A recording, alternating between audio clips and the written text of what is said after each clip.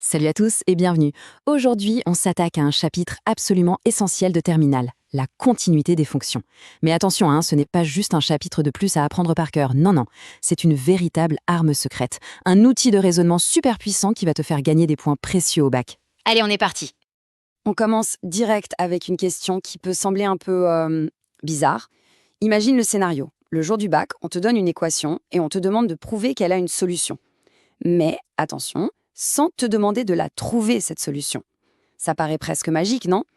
Eh bien, ce n'est pas de la magie, ce sont des maths. Et c'est exactement ce que la continuité va nous permettre de faire.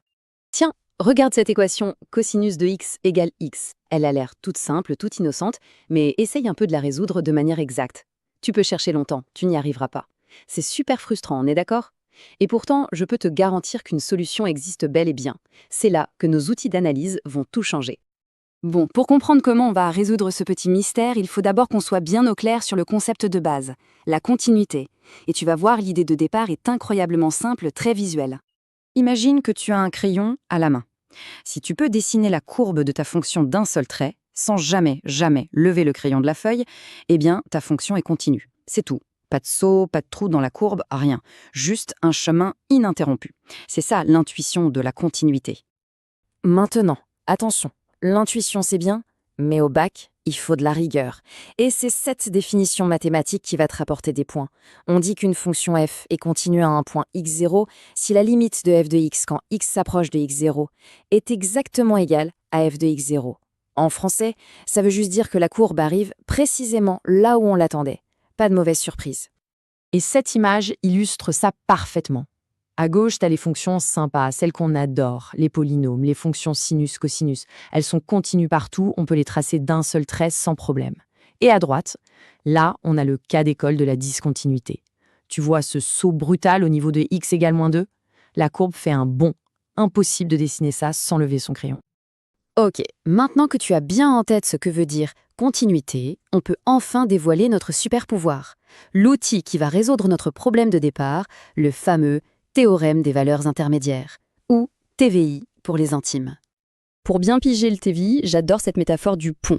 Imagine que la courbe de ta fonction, c'est une route. Tu pars d'un point A à une altitude f de A, et tu veux aller au point B à une altitude f de B.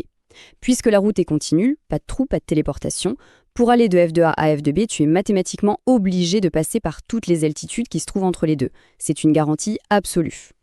Pour le bac, on va même utiliser une version bodybuildée de ce théorème, encore plus puissante. Et pour l'appliquer, c'est simple. Tu as une checklist en 3 points à vérifier, à chaque fois. 1. Est-ce que ma fonction est bien continue sur l'intervalle? 2. Est-ce qu'elle est strictement monotone, c'est-à-dire est-ce qu'elle ne fait que monter ou que descendre? Et 3. Est-ce que la valeur k que je cherche est bien coincée entre l'image du début et l'image de la fin? Et si, et seulement si, tu as coché ces 3 cases, alors la conclusion tombe, nette et précise. Et les mots magiques, ce sont ceux-là. L'équation f de x égale k admet une solution unique. Pas au moins une, non, une et une seule. C'est cette précision qui rend ce théorème si redoutable au bac. Bon, à cette théorie, on passe à la pratique. Comment on applique tout ça dans une copie de bac pour avoir la note maximale? Je te montre la méthode, la rédaction parfaite, étape par étape. Voilà un exercice type bac. On a une fonction g de x et on doit prouver que l'équation g de x égale 0 a une unique solution sur l'intervalle 1, 3. Notre mission? Dérouler la checklist du TVI. L'outil numéro 1 pour organiser sa pensée, c'est le tableau de variation. On dérive, on étudie le signe de g' et là, on voit que sur notre intervalle, la dérivée est positive, donc la flèche monte.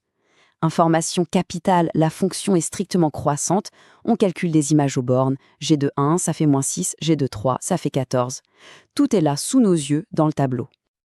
Et maintenant, la rédaction que le correcteur attend de toi. C'est simple, c'est propre, c'est en 3 points.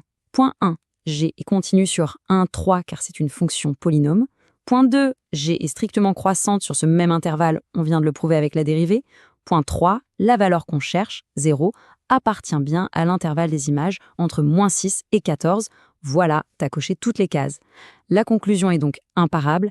D'après le corollaire du théorème des valeurs intermédiaires, l'équation g de x égale 0 admet une solution unique. Et là, t'as tous les points.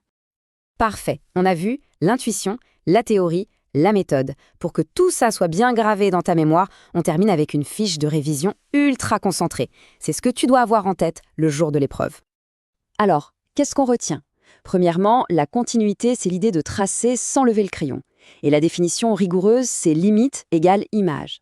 Deuxièmement, la fameuse checklist du TVI. Continu, strictement monotone et cas bien placé entre les images. Troisièmement, la méthode en 3 temps. Je fais mon tableau de variation, j'énonce les 3 conditions du théorème et je conclus. Petit conseil de prof.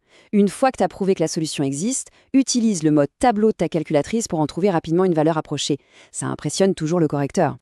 On a donc résolu notre mystère du début. Tu sais maintenant prouver, de manière certaine, qu'une solution existe et qu'elle est unique, sans même avoir besoin de la calculer. C'est un outil vraiment puissant.